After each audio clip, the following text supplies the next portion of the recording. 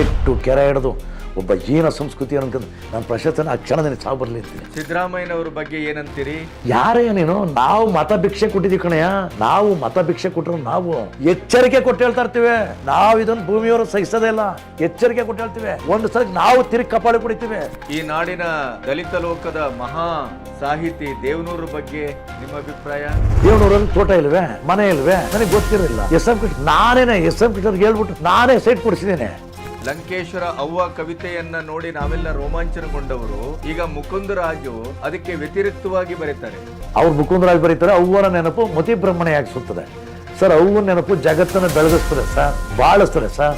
ಸಿದ್ದರಾಮಯ್ಯನವರು ಯುದ್ಧ ಬೇಡ ಅಂತಾರೆ. ಇಲ್ಲಯ್ಯ, ಹಳೆ 1 ವರ್ಷದ ಆ ಸಿದ್ದರಾಮಯ್ಯರ ಸಾರಯ್ಯ ಇಲ್ಲ ತೊಲಗ್ಬಿಡ. ಯಾವ ದೊಡ್ಡ ರೋಗ ಹೊಡ್ಕೊಳ್ಳೋದು ಅಂತ ಗೊತ್ತಿಲ್ಲ. ಯಾವ ವಿಷಯದಲ್ಲಿ ಏನು ಮಾತಾಡಬೇಕು, ಸೂಕ್ಷ್ಮತೆ, ಒಂದು ಪರಿಪಕ್ವತೆ, ಯಾರಿಗೆ ಒಂದು ನೋವಾಗುತ್ತೆ, ಸಂಕಟ ಆಗ್ತದೆ. ನಮ್ಮಲ್ಲೂ ಕರ್ನಾಟಕದಿಂದ ಸಾವನ್ನು ಒಪ್ಪಿದ್ದಾರೆ. ಅವಳು ಇನ್ನು ಕಣ್ಣೀರು ಹೊಡಿತಾ ಇದ್ದಾಳೆ. ನೀವು ಏನನ್ನು ಯಾವಿದು ಅಂತ ನನಗೆ. ಸಿದ್ದರಾಮಯ್ಯನವರಿಗೆ ಗುರು ಸಮಾನರಾದಂಥ ದೇವೇಗೌಡರ ಬಗ್ಗೆ ನಿಮ್ಮ ಒಡನಾಟ, ನಿಮ್ಮ ಅಭಿಪ್ರಾಯ? ಇನ್ನು ನಾನು ಒಂದೇ ಒಂದು ರೂಪಾಯಿ ಸಹಾಯ ಪಡ್ಕೊಂಡಿಲ್ಲ. ಇನ್ನು ನನ್ನ ಕೃಪೆನ ಸಿದ್ದರಾಮಯ್ಯ ಇದ್ದಾರೆ. ಎಲೆಕ್ಷನ್ ಖರ್ಚು ನಾನು ಮಾಡಿದ್ದೇನೆ. ದೇವೇಗೌಡರ ಜೊತೆ ಎಂತೆಂಥವ್ರ ಜೊತೆ ಜಗಳ ಆಡಿದ್ದೇನೆ. ಕೊನೆಗೂ ಈ ಸರ್ಕಾರದ ಒಟ್ಟು ಕಾರ್ಯವೈಖರಿಯ ಬಗ್ಗೆ ಏನು? ಯಾರೇ ನೀನು? ನಾವು ಮತ ಭಿಕ್ಷೆ ಕೊಟ್ಟಿದ್ದೀವಿ ಕಣಯ್ಯ.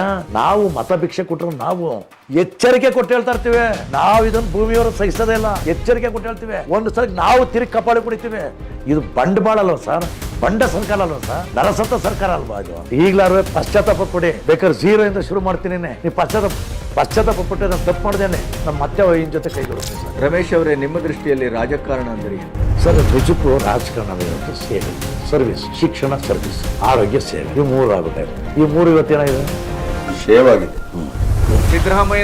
ಸಿದ್ದರಾಮಯ್ಯನವರಿಗೇನೆ ಮತ್ತು ಸಾಂಸ್ಕೃತಿಕ ಇಡೀ ಲೋಕದ ದಿಗ್ಗಜರಿಗೇನೆ ತಪರಾಕಿ ಹೊಡೆದಾಗೆ ಮಾತಾಡುವಂತ ಈ ವ್ಯಕ್ತಿ ಯಾರು? ಕಲೆ, ಸಾಹಿತ್ಯ, ಸಂಗೀತ, ಸಿನಿಮಾ, ಕೃಷಿ, ಹೀಗೆ ಯಾವುದೇ ಕ್ಷೇತ್ರದ ಬಗ್ಗೆ ಅಧಿಕೃತವಾಗಿ ಮಾತಾಡ್ತಾ ಬಂದಂತ, ಬೆಂಕಿ ಹಾಗೆ ಉಗುಳುತ್ತಾ ಬಂದಂತ ಈ ನಾಗತಿಹಳ್ಳಿ ರಮೇಶ್ ಅವರಿಗೆ ಫಿಲ್ಟರ್ಲೆಸ್ ವ್ಯಕ್ತಿ ಅಂತೇನೆ ಹೆಸರು. ಅವರ ಮಾತು ಅವರ ಸಾಧನೆಯ ಪ್ರತೀಕ. ಅಂತ ಒಂದು ಬೆಂಕಿ ಅಂತ ನಿಷ್ಠುರವಾದ ಸಂದರ್ಶನ ನಿಮ್ಮೆದುರಿಗಿದೆ. ನಿರೀಕ್ಷಿಸ್ತಾರಲ್ವಾ? ಕಾಯ್ತಿರಲ್ವಾ?